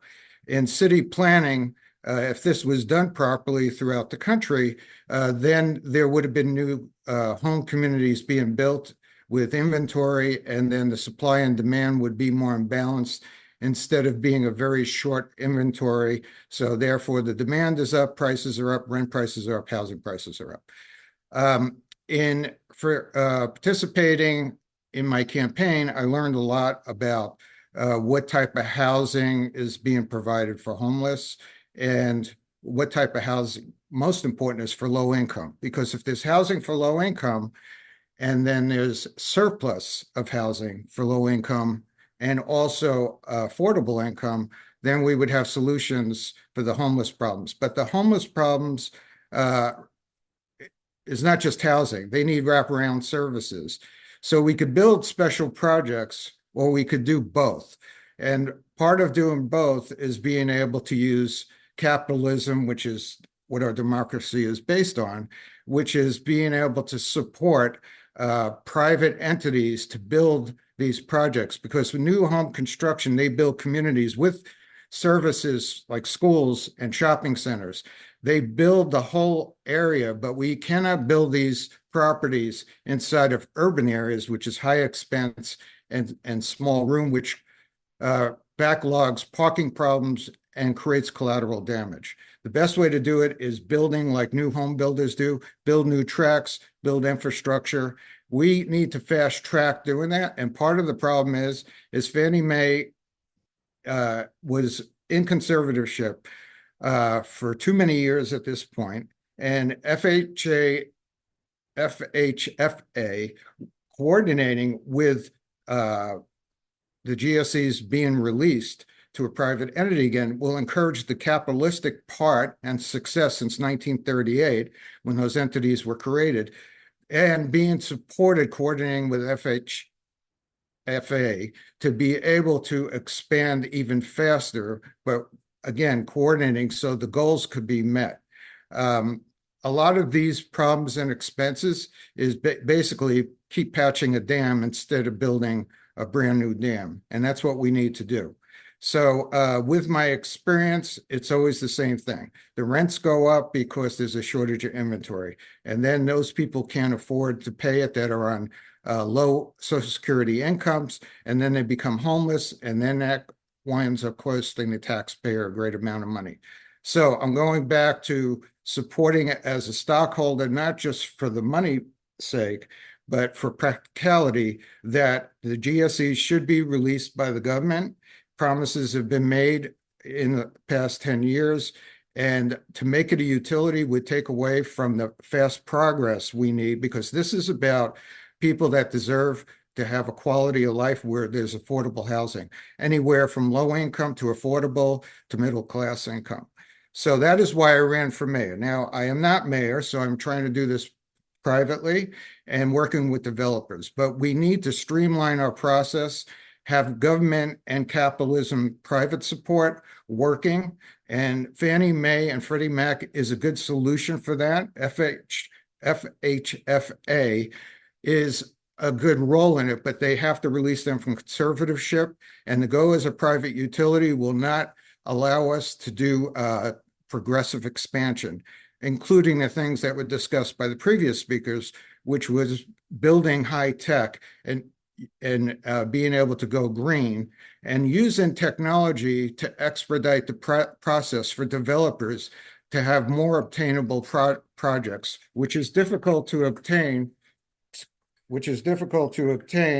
if there's a lot of processes that is hard for developers to be able to get involved with. So if we could make that user-friendly, using the technology we have today, we could coordinate and have the housing problem resolved. But we have to build more housing from low income up to average income to luxury, and make it priorities for Fannie Mae and Freddie Mac and FHFA, and have the government support from the executive branch all the way down to the county agencies. Thank you for your time, and I appreciate the good work that you're doing.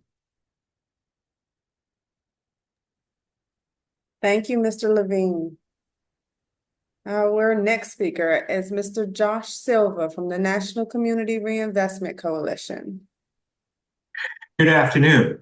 The National Community Reinvestment Coalition appreciates the opportunity to comment on Fannie Mae and Freddie Mac's proposed underserved market plans for 2025 to 2027, submitted to fulfill the duty to serve requirements. NCRC commends the transparency regarding goals in terms of the overall national numbers in the draft plans. However, the plans need considerable development regarding and identifying pressing needs and responding to them equitably across multiple regions in the country. NCRC is a network of more than 700 community-based organizations dedicated to creating a nation that delivers opportunities for all Americans to build wealth and attain a high quality of life. This testimony will focus on the planning aspects and needs analysis in the housing preservation and rural housing sections. I do want to comment a little bit about rural housing, and you'll see the relationship between rural housing and housing preservation planning. Fannie Mae's rural housing section begins with a description of demographics and housing stock characteristics in distinct regions in rural America, including the lower Mississippi Delta, middle Appalachia, persistent poverty areas, and colonial census tracts. This provides some hope that Fannie Mae would then engage in a comprehensive needs analysis across these four regions. However, Fannie Mae chose not to engage in this type of analysis.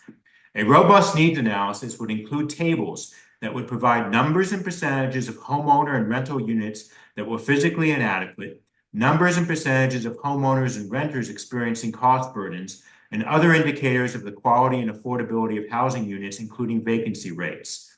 The analysis would then include measures of how many home purchase loans per capita lenders had issued in each region, and similar measures about secondary purchase activity by Fannie Mae and other purchasers. The analysis would then identify regions with pressing needs and whether these needs were being met by a sufficient level of lending, or whether areas with great needs were not being served well by the primary and secondary market. Fannie Mae did not conduct this analysis, rendering the draft plan devoid of information about the equity of the overall purchase goals for each of the regions. Goals by region would stimulate discussion among stakeholders about how to achieve the goals. The discussion about on-the-ground partnership building is stunted due to a lack of detail and planning on a regional level. Freddie Mac's goals likewise present overall numbers of purchases of home mortgage loans in rural areas, but do not provide needs analysis for any subregions. Freddie Mac's national goal numbers are higher than Fannie Mae's in 2 of the 3 years, but the reader of the draft plans lacks sufficient information to conclude that Freddie Mac is proposing a more ambitious number. What is needed is some type of standardization. For example, what is the percentage of purchases of home mortgage loans in rural areas out of all areas for each government-sponsored enterprise, GSE? If one of them proposed a considerably higher percentage, the public could prod the other GSE to do better.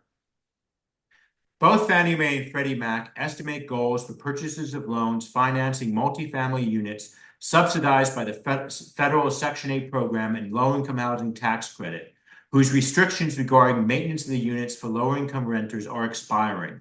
This is an important part of the planning process to ensure that affordable rental housing stock is not lost.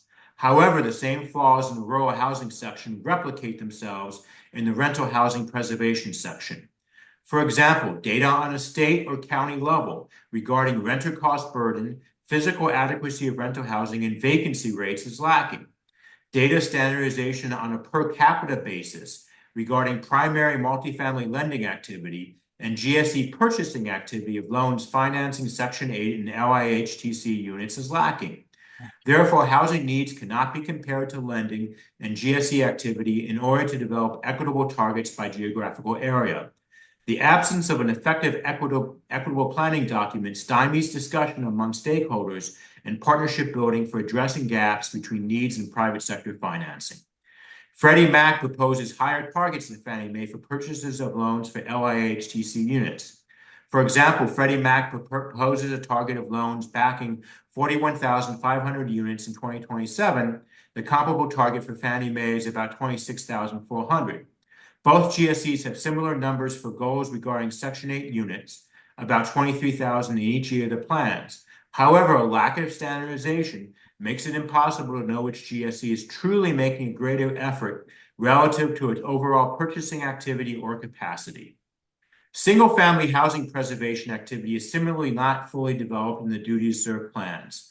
Fannie Mae, for example, proposes to purchase 30 to 39 refinance loans annually that increase energy efficiency and reduce utility costs for water and electricity. Fannie Mae has decreased the goal from 187 loan purchases, explaining that higher interest rates associated with refinances are impediments during the plan years. NCRC wonders whether Fannie Mae has consulted with coalitions of nonprofit organizations on a state level to inventory energy efficiency programs and to determine how it can support higher volumes of lending than 30 loans annually. Likewise, has Fannie Mae consulted with bank trade associations or the federal bank agency's CRA staff to identify banks vigorously financing energy efficiency improvements? It would also be beneficial if Fannie Mae explained how it identified regions of the country with pressing needs for energy efficiency. In contrast to Fannie Mae, Freddie Mac does not plan on purchasing refinances, but instead home purchase loans to finance energy efficiency improvements. Partly as a result, its forecasted loan purchase targets are higher than Fannie Mae's, equaling about 300 loans annually. Yet this too seems small considering the size of the home purchase market and the critical need for climate remediation. Freddie Mac identifies a lack of awareness on the part of home buyers and homeowners about the benefits of energy efficiency improvements. Part of this is due to a lack of data on how increases in energy efficiency will decrease homeowner costs over the long term. NCRC welcomes Freddie Mac's involvement in developing and disseminating information on energy efficiency upgrades. At the same time, Freddie Mac should increase its partnerships with utility companies, nonprofit organizations, and banks in marketing the benefits of energy efficiency. Freddie Mac discusses 4 information sessions for lenders and real estate professionals in its plan. However, how about a commitment to contacting and collaborating with utilities in each of the 50 states, as well as state bank trade associations and coalitions of nonprofit organizations? This concludes my statement, and the National Community Reinvestment Coalition thanks you for holding this forum. Thank you, Mr. Silva. All right, our next speaker is Kelsey Condon of Caris. Thank you for the opportunity to provide feedback today. My name is Kelsey Condon. I am the Senior Manager for Banking and Housing Finance Regulation at Ceres, which is a nonprofit advocacy organization with over 30 years of experience working to accelerate the transition to a cleaner, more just, and sustainable world. Our investor network currently includes over 220 institutional investors that collectively manage over 44 trillion in assets, and our company network includes 50 major corporations representing industries and sectors across the economy with whom we work on an in-depth basis on climate strategy and disclosure, among other issues. My team, the Accelerator, engages with federal and state regulators, financial institutions, investors, and corporate boards to act on climate as a systemic financial risk to institutions and the communities they serve. Ceres is also a member of the Underserved Mortgage Markets Coalition, which works to expand mortgage financing to groups traditionally underserved in the market. The proposed DTS plans offer some encouraging and ambitious objectives, including Fannie Mae offering 2 cost-benefit analyses of key energy efficiency and resiliency upgrades, launching a pilot based on the energy efficiency and resiliency work, and partnering with nonprofits to deliver technical assistance to organizations on how to preserve affordable housing through increased resilience to severe weather events.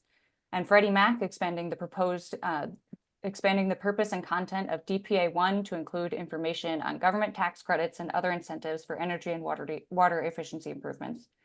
Yet there are several changes with which the FHFA should require the proposed plans to more fully incentivize a stronger secondary mortgage market. Climate risk can result in significant financial losses for both the enterprises and the communities they serve, jeopardizing affordable housing goals. In 2023 alone, 2.5 million people lost their homes temporarily or permanently due to climate events such as floods, fires, and droughts. Experts estimate that nearly half of all U.S. homes will face severe or extreme damage from environmental and climate risk in 2024, and that 7.5 million people will leave areas with current and emerging high exposure to climate risk in the next 30 years. Climate risk also exacerbates existing financial and environmental inequities that underserved communities face. Due to decades of systemic discrimination, redlining, and underinvestment, vulnerable communities, including LMI communities and communities of color, disproportionately bear the economic burdens of climate impacts on housing. These communities are often situated in areas more susceptible to natural disasters, which further impacts the availability of mortgages and insurance, have fewer resources to invest in climate resilient infrastructure or to recover from climate-induced damages, and face higher energy burdens. These events further damage the affordable housing supply, which is at increased risk from climate events such as sea level rise, storms, and flooding, leading to slower repairs, a widening racial wealth gap, and even the inability to rebuild or build new homes where funding is scarce and rehabilitation and resiliency costs are high. Energy efficiency improvements deliver savings and resiliency to homeowners and residents by decreasing utility payments and total housing costs, as well as physical safety.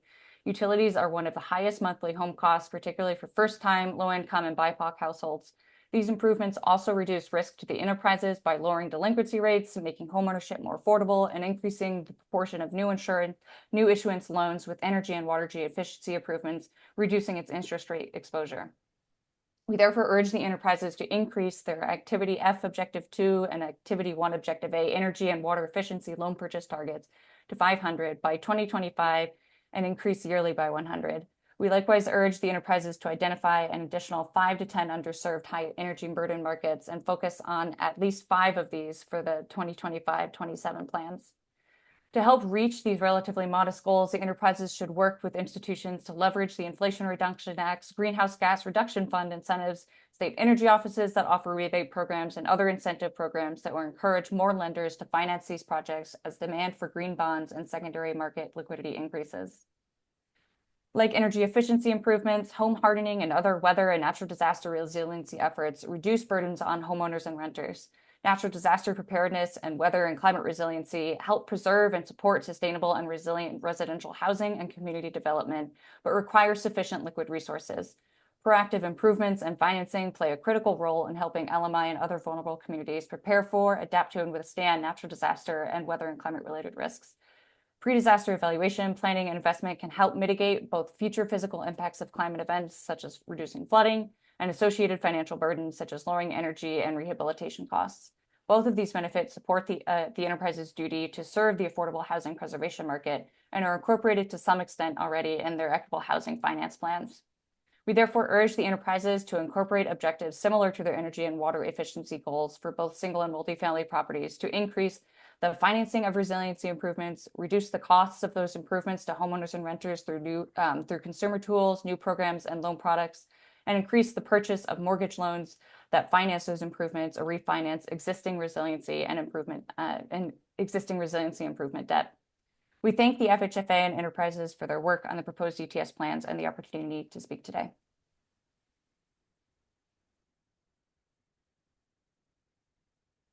Thank you, Ms. Condon, and thank you for your comments on behalf of Ceres. Our next speaker is Mr. Demetrius Roberts from DR Squared Consulting. Thank you, Ms. Roberts. Thank you so much.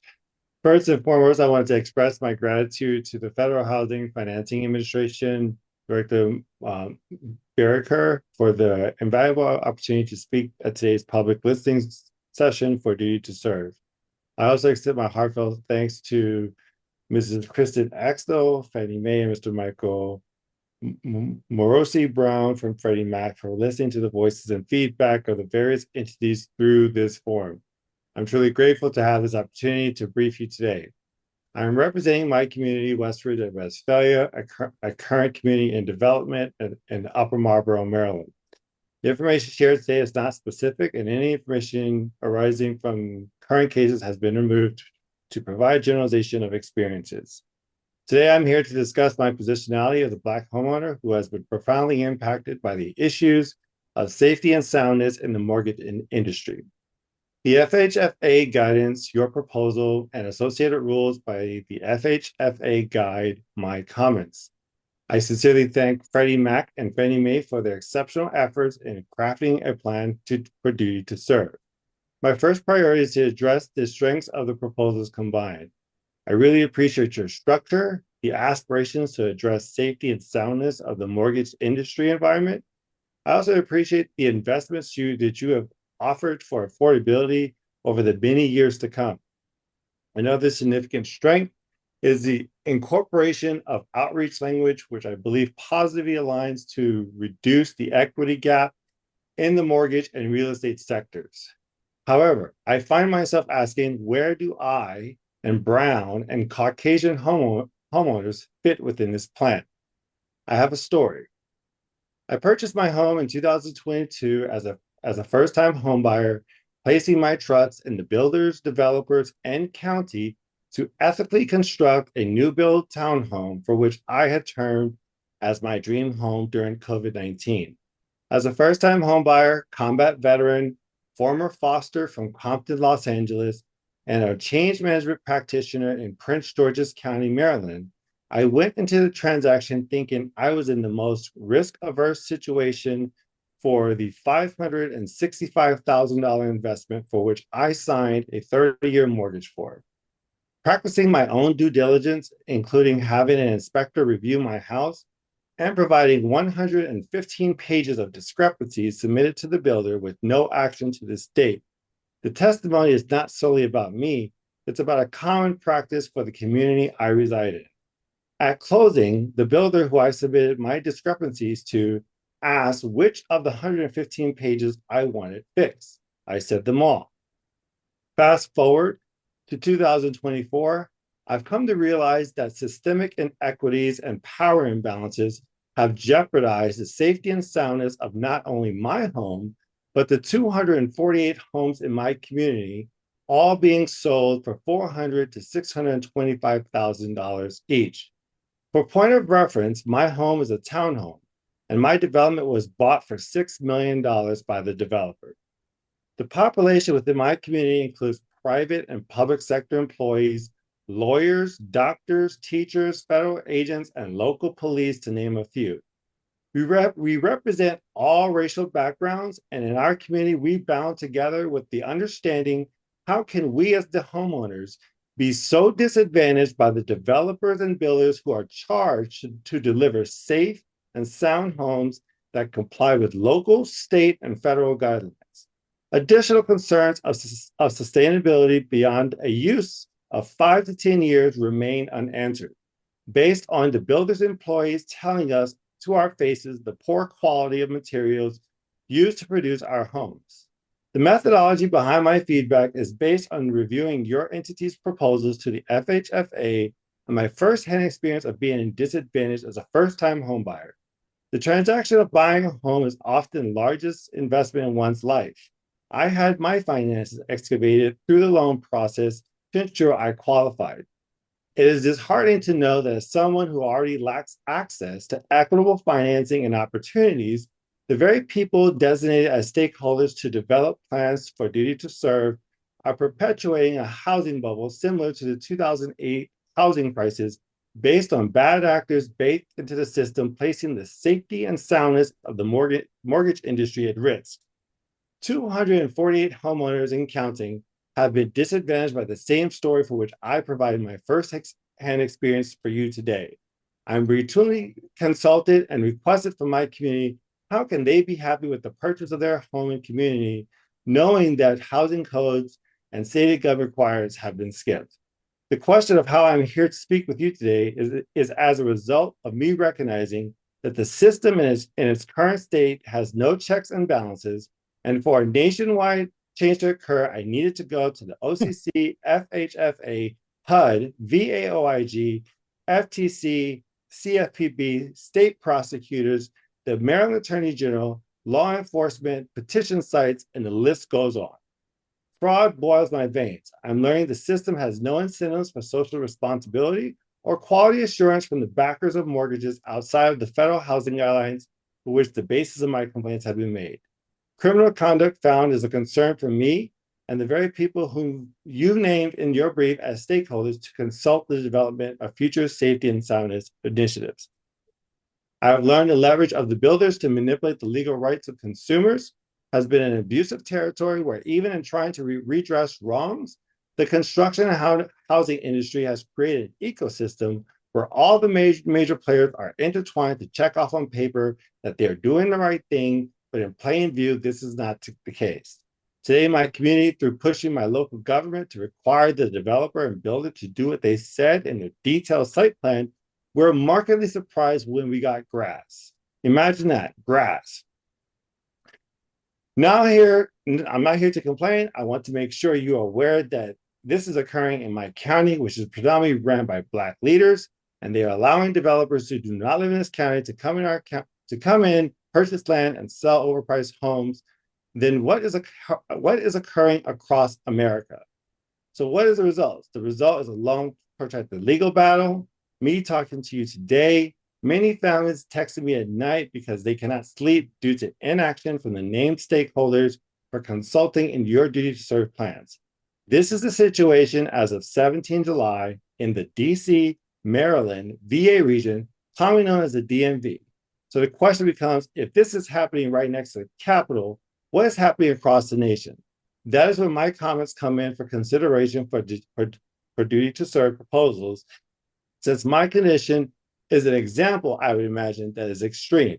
But what makes it worse is the locality of oversight agencies, the lack of local government enforcement, and an ecosystem built to defraud and take money financed by your agencies. A recent argument by the American Builders Association stated, regulatory compliance is driving up costs, when truly the regulatory compliance is coming as a result of the many stories the federal government are receiving, just as I'm sharing today. My recommendations include inclusion of Black and Brown communities. Your plan needs to explicitly address how Black and Brown communities will be included in duty to serve proposal. The FHFA has acknowledged the impact of inequities on underrepresented populations, including issues of devaluation or overvaluation based on race. This acknowledgement must translate into inclusive plans. Address the systemic issues in the mortgage industry. Given the systemic nature of fraud and bias as occurred, I urge the FHFA and regulators to implement stringent controls and oversight. The introduction of CDFIs is a concern of mine, since the current system has allowed stories such as what I have just told in my community to permeate a system that is proclaimed as sound. Closing the equity gap. Leverage your influence to combat the collusion and negligence that undermine homeowner safety and soundness. Work with local governments to enforce accountability and prioritize well-being of homeowners over profits. This speech is not about my personal experience. It represents the voices of 248 homeowners in my community who have faced similar challenges. If safety and soundness violations continue unchecked, our collective losses could amount to billions. It is imperative that we address these issues head-on. In closing, I ask each of you to reflect on your role and responsibility in fostering a fair and equitable housing market. Together, let's work towards a future where every homeowner feels secured, valued, and respected. With that, I want to thank the Federal Housing Financing Administration, Freddie Mac, and Fannie Mae for the opportunity to discuss with you today my experiences as a minority homeowner, combat veteran, and scholar of the University of Southern California. Thank you. Thank you, Mr. Roberts.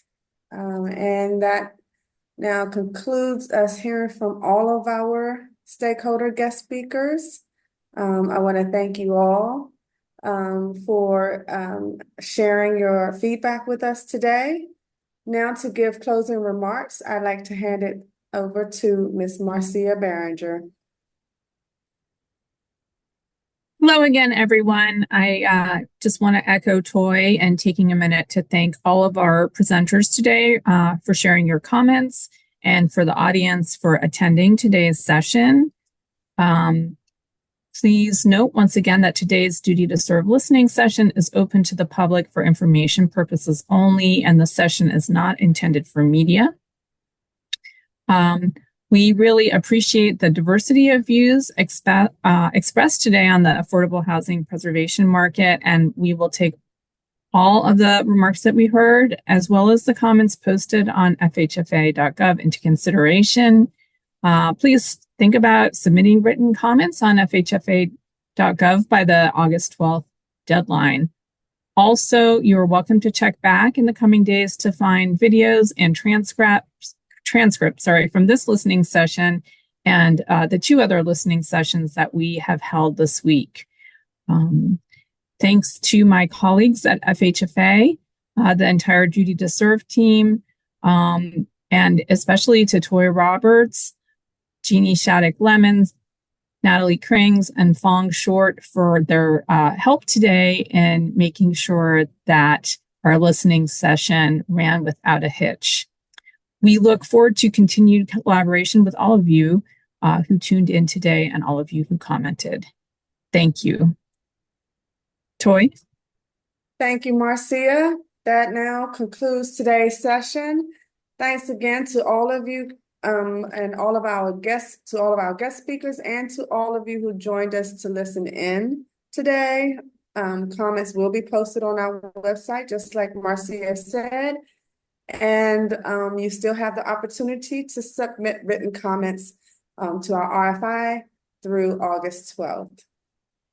Thank you.